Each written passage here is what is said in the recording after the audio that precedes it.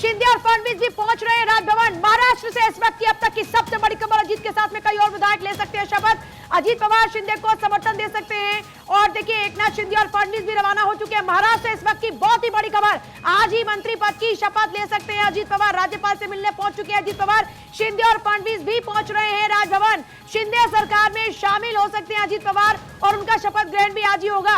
महाविकास अघाड़ी में फूट की खबर, महाराष्ट्र में इस वक्त की बहुत ही बड़ी खबर इस वक्त आपको बता रहे। कुछ दिन पहले भी एनसीपी के अंदर उथल पुथल हुई थी, उस दौरान में शरद पवार ने अपना इस्तीफे वाला दांव चलाकर अजीत पवार को पटखनी दी थी, लेकिन उसके बाद ये अजीत पवार की पटखनी से पहले भी आपको याद होगा महाराष्ट्र में रातों रात सरकार बनाने में अजीत पवार ने भूमिका निभाई थी और इस बार अब एक बार फिर से बैठक बुलाकर अपने विधायकों को अपने साथ लेकर चल दिया राजभवन। शिंदे और फडणवीस भी पहुंच रहे हैं।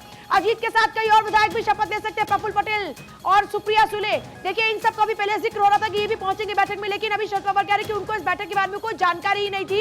एनसीपी में खुद को उपेक्षित महसूस कर रहे थे अजीत पवार। ये बड़ी खबर देखिए, आपको याद होगा अभी सुप्रिया सुले को हाल ही में जो जिम्मेदारी दी गई थी उसके बाद अजीत पवार खुद को उपेक्षित महसूस कर रहे थे और अब बड़ी जानकारी है कि अजीत पवार ने चला है अपने अजीत दांव और उसके साथ वो शामिल हो रहे हैं भारतीय जनता पार्टी वाली सरकार में। महाराष्ट्र से इस वक्त ये बहुत ही बड़ी खबर इस वक्त आपको बता रहे हैं। देखिए अब गठबंधन वाली सरकार में अजीत पवार भी शामिल हो रहे हैं। डिप्टी सीएम बन सकते हैं अजीत पवार। आशीष, आपके पास क्या जानकारी, डिप्टी सीएम बन सकते हैं अजीत पवार? चलिए अभी हमारे साथ शायद आशीष नहीं है, आशीष की तरफ बाद में रुख करेंगे, लेकिन इस बीच बड़ी खबर यह है कि डिप्टी सीएम बन सकते हैं अजीत पवार। महाविकास अघाड़ी में फूट की खबर एक बार फिर से, आज ही मंत्री पद की शपथ ले सकते हैं और जानकारी तो यह है कि अजीत पवार को मिल सकता है डिप्टी सीएम का पद। शिंदे और फडणवीस भी पहुंच रहे हैं राजभवन। महाराष्ट्र की सियासत से जुड़ी इस वक्त की बड़ी खबर, अजीत के साथ कई और विधायक भी पहुंच रहे हैं, वो भी शपथ ले सकते हैं। महाराष्ट्र से इस वक्त का सबसे बड़ा अपडेट, 25 से भी ज्यादा विधायक उनके पास हैं, डिप्टी सीएम बन सकते हैं। इसी आधार पर अजीत पवार, राजभवन में बीजेपी के नेता भी मौजूद हैं, शिंदे फडणवीस भी पहुंच रहे हैं। अजीत के साथ 25 से ज्यादा विधायक हैं।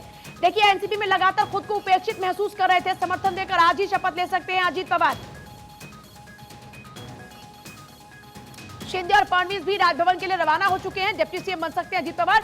एनसीपी के 9 मंत्रियों के शपथ लेने के संकेत। देखिए अभी हाल ही में आपको याद होगा कि चर्चा चल रही थी कि महाराष्ट्र की राजनीति में कुछ बड़ा होने वाला है, इसके साथ ही कैबिनेट में विस्तार का भी जिक्र हो रहा था और अब देखिए 9 मंत्री अजीत पवार के कोटे से हो सकते हैं।